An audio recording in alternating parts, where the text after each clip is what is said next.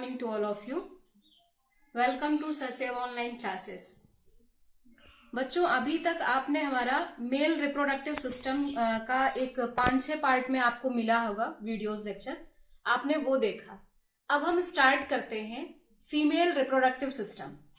अभी इस लेक्चर से हमारा स्टार्ट हो रहा है फीमेल रिप्रोडक्टिव सिस्टम. बच्चों, जैसे आपने मेल रिप्रोडक्टिव सिस्टम का स्टार्टिंग याद है आपको, हमने सबसे पहले एक ओवरव्यू डायग्राम दिया था, डायग्रामेटिक रिप्रेजेंटेशन. उसमें हमने सारे ऑर्गन, कौन कौन से ऑर्गन है मेल रिप्रोडक्टिव सिस्टम के, वो सारे ऑर्गन हमने वहां मेंशन किए थे और बाद में उन्हीं ऑर्गन्स को एक एक करके पढ़ा था.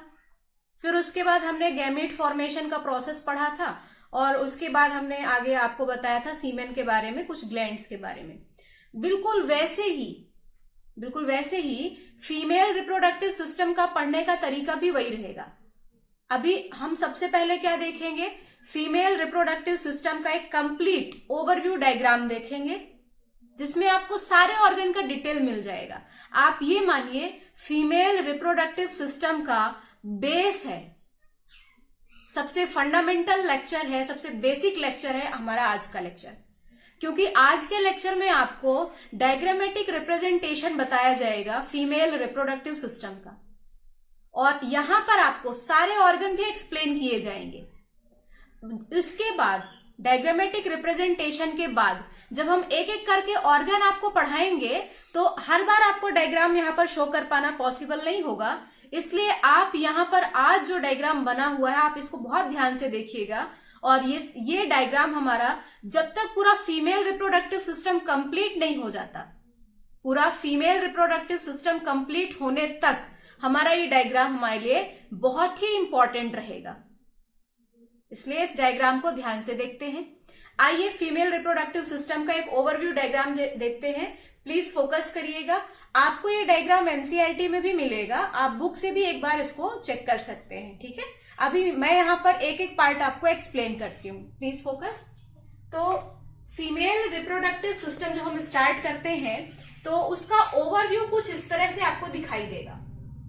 ये एक बड़ा सा मेन मिडिल सेक्शन रहता है और इसके दोनों तरफ लेफ्ट एंड राइट साइड कुछ ट्यूब्स आपको दिखाई दे रही हैं, कुछ ट्यूब्स आपको दिखाई दे रही हैं.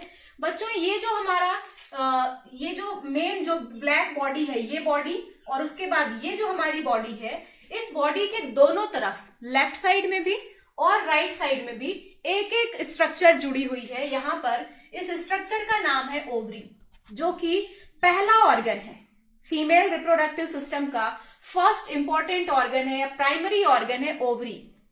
ठीक है, तो ये जो पूरी बॉडी है, ये पूरी बॉडी, इस बॉडी को बोलते हैं यूट्रस. मतलब आप ये मानिए फीमेल रिप्रोडक्टिव सिस्टम में प्राइमरी ऑर्गन कौन है, ओवरी, जो कि वन पेयर है. ओवरी की अगर आप पोजीशन दिखाएंगे तो ओवरी, ये जो पूरी मेन ब्लैक बॉडी है, आपको ये जो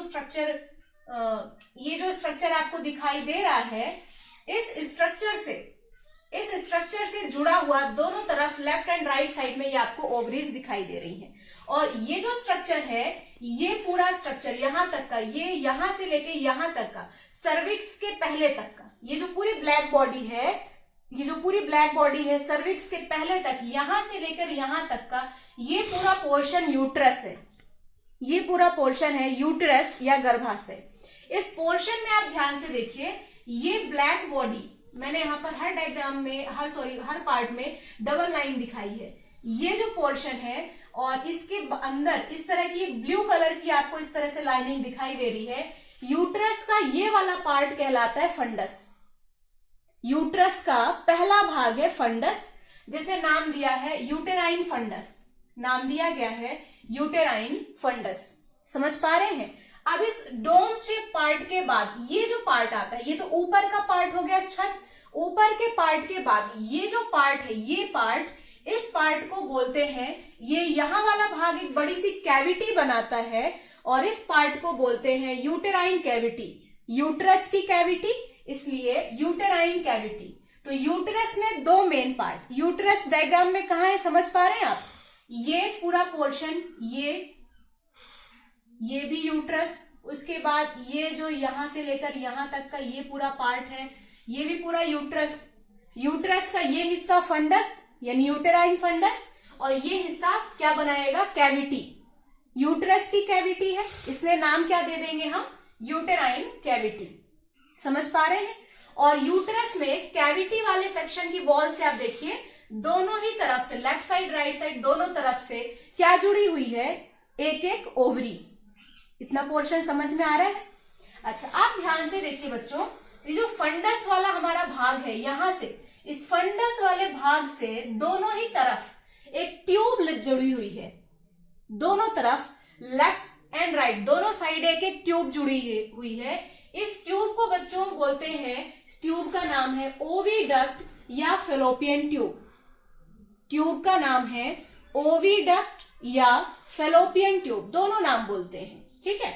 अच्छा, यहां पर ये जो आप ध्यान से देख रहे हैं, यहां तक पार्ट क्या था, फंडस। फंडस से आगे ये पूरा पोर्शन, ये पूरा ट्यूब यहां तक क्या कहलाएगी, ओविडक्ट या फेलोपियन ट्यूब। ओविडक्ट या फेलोपियन ट्यूब में आप देख पा रहे होंगे डबल लाइनिंग है, एक ब्लैक कलर की लाइनिंग और ब्लैक के बाद उसके अंदर में एक ब्लू कलर की लाइनिंग भी शो की गई है। तो यही ब्लू लाइनिंग अंदर चलकर ये पूरे यूट्रस में अंदर जाके फोल्ड्स बना रही है। समझ पा रहे हैं। तो फंडस वाले भाग से जुड़ी हुई दोनों तरफ की नली है या डक्ट है ओविडक्ट या fallopian tube. Is that clear. अच्छा, यहां पर आप ध्यान से देखिए, इतना सेक्शन, इतने तक की ट्यूब ये कहलाएगी ओविडक्ट। और इस ओविडक्ट के नीचे जो फिंगर लाइक प्रोजेक्शन है ना, उंगली जैसे उभार दिखाई दे रहे हैं, इन फिंगर लाइक प्रोजेक्शंस को बोलते हैं बच्चों, यहां नाम लिखा है फिम्ब्री। यहां तक का पोर्शन, इधर भी है ओविडक्ट, यहां भी है पूरी ओविडक्ट या फेलोपियन ट्यूब। और फेलोपियन ट्यूब का ये जो निचला सेक्शन है जिसमें इस तरह के फिंगर लाइक प्रोजेक्शंस बने हुए हैं, इस फिंगर लाइक प्रोजेक्शन का नाम दिया जाता है बच्चों फिम्ब्री। समझ पा रहे हैं। इधर भी फिम्ब्री है, सेम ऐसे इधर भी फिम्ब्री है। अच्छा, यहां पर ये जो ओविडक्ट या फेलोपियन ट्यूब है, इसके टोटल 3 सेक्शन हम करते हैं। यानी जब आप ओविडक्ट या फेलोपियन ट्यूब पढ़ेंगे तो ओविडक्ट या फेलोपियन ट्यूब को आप कैसे एक्सप्लेन करेंगे कि यूट्रस के फंडस भाग से जुड़ी हुई एक नली है फेलोपियन ट्यूब, जिसके 3 हिस्से हैं या जिसमें 3 पार्ट हैं। कौन कौन से, फेलोपियन ट्यूब का वो हिस्सा जो यूट्रस से बिल्कुल धंसा हुआ है या जो यूट्रस के सबसे पास में लगा हुआ हिस्सा है, ये इस पार्ट को बोलेंगे इस्थमस। फेलोपियन ट्यूब का वो सकरा भाग जो यूट्रस से जुड़ा हुआ है वो है इस्थमस। इस्थमस के बाद मिडिल सेक्शन, नली का, ट्यूब का मिड भाग, जो बीच का भाग है थोड़ा सा फूला हुआ है, इसको बोलते हैं एम्पुला। इस पार्ट को बोलेंगे एम्पुला। और नली का, ट्यूब का, फेलोपियन ट्यूब का सबसे निचला सेक्शन, इसे कहेंगे इन्फंडिबुलम। Is that clear. तो फेलोपियन ट्यूब, ओविडक्ट, दोनों एक ही नाम है। यूट्रस से जुड़ी हुई एक नली है जिसके 3 पार्ट है। वो भाग जो यूट्रस से धंसा हुआ है, यूट्रस में जुड़ा हुआ है, वो इस्थमस। बीच का चौड़ा भाग एम्पुला और एम्पुला के आगे का भाग इन्फंडिबुलम। और बच्चों, इन्फंडिबुलम से जो ये फिंगर लाइक प्रोजेक्शन है, उंगली नुमा जो ये उभार आपको दिखाई दे रहे हैं, इसे नाम देंगे बच्चों फिम्ब्री। बस इतना ही डिटेल। जब आप आगे मैं आपको फेलोपियन ट्यूब हेडिंग डलवा के ऑर्गन पढ़ाऊंगी तो पूरा ये इतना ही डिटेल हमें वहां पढ़ना रहेगा। अच्छा, फिम्ब्री का काम क्या होता है, आप देख रहे हैं यूट्रस से ही जुड़ी हुई है ओवरी, यूट्रस से जुड़ा हुआ है ओवरी। और ओवरी जैसे मेल में टेस्टिस प्राइमरी ऑर्गन था, बिल्कुल वैसे ही फीमेल में ओवरी प्राइमरी ऑर्गन है। फीमेल में ओवरी प्राइमरी ऑर्गन है और ओवरी में क्या बनेगा, फीमेल गैमीट या ओवम। ओवरी में बनेगा फीमेल गैमीट या ओवम। और ये जो ओवम बनेगा, उस ओवम को कैच करेगा। ओवरी से जब ओवम बाहर निकलेगा, उस ओवम को कौन सबसे पहले कैच करेगा, फिम्ब्री। मतलब फिम्ब्री का काम है, जैसे यहां पर ओवरी से ओवम बाहर आया, फिम्ब्री इस ओवम को क्या कर लेगा, पकड़ लेगा, कैच कर लेगा। समझ पा रहे हैं। चलिए अब बच्चों आगे आते हैं। यूट्रस में ये भाग फंडस और ये बीच का भाग कैविटी। ठीक है। अब आप ये जो यूट्रस की वॉल देखिए, ये पूरी वॉल, ये ब्लैक कलर की लाइनिंग और ब्लैक कलर की लाइनिंग के बाद ये ब्लैक कलर की लाइनिंग, उसके बाद ये ब्लू कलर की लाइनिंग और इन दोनों के बीच में जो ये व्हाइट सेक्शन आपको दिखाई दे रहा है, आप इसको भी एक लेयर मान लीजिएगा। यानी कि यूट्रस की वॉल में 3 लेयर हैं, एक ये ब्लैक लाइनिंग, फिर व्हाइट पोर्शन और फिर ये ब्लू का जो ये इनफोल्डिंग वाली लेयर है। इन तीनों लेयर के नाम हैं बच्चों, यूट्रस की वॉल में 3 लेयर हैं। सबसे बाहरी जो ब्लैक वाली लेयर है इसे बोलेंगे पेरीमेट्रियम, फिर उसके बाद जो मिडिल लेयर है, जो व्हाइट पोर्शन आपको दिखाई दे रहा है, जो मिडिल लेयर है उसे बोलेंगे मायोमेट्रियम, और जो सबसे अंदर वाला सेक्शन है, जो ब्लू कलर की फोल्डिंग्स आपको दिखाई दे रही हैं, सबसे अंदर वाला पार्ट, इसे बोलेंगे एंडोमेट्रियम।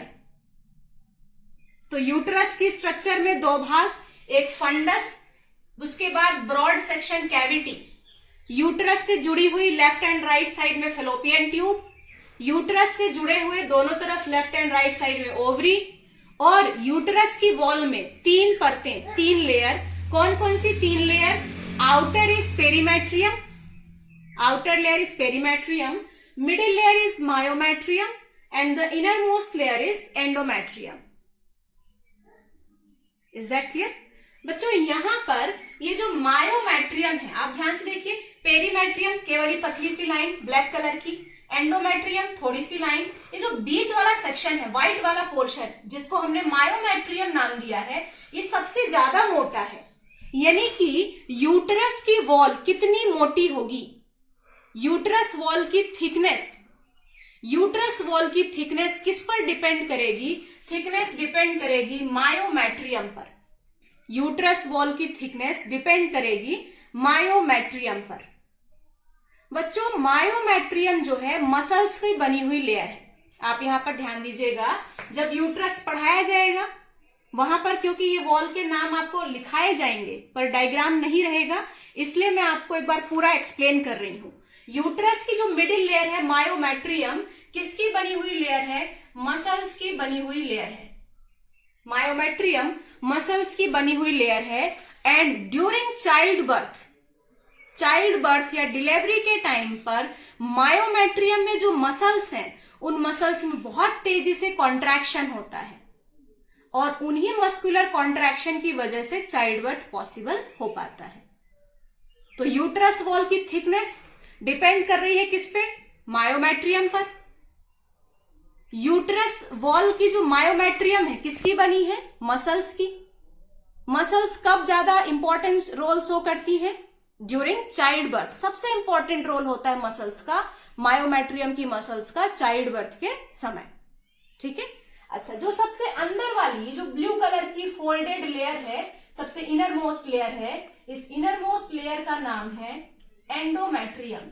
इस इनर मोस्ट लेयर का नाम है बच्चों एंडोमेट्रियम। और एंडोमेट्रियम ये जो लेयर है, ये हर मेंस्ट्रुअल साइकिल के दौरान,